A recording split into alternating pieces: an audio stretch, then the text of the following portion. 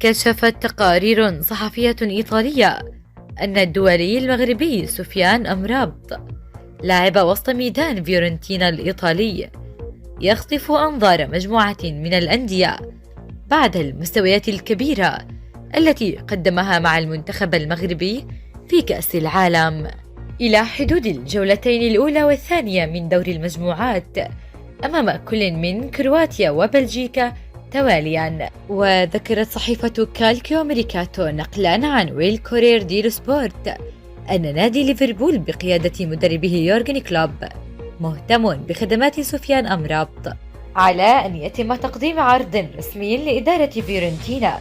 خلال الأسابيع القليلة المقبلة حسب المنبر الإعلامي نفسه. وجدير بالذكر أن اسم الدولي المغربي سفيان أمرابط تم تداوله صيفا بين أندية الدوري الإنجليزي الممتاز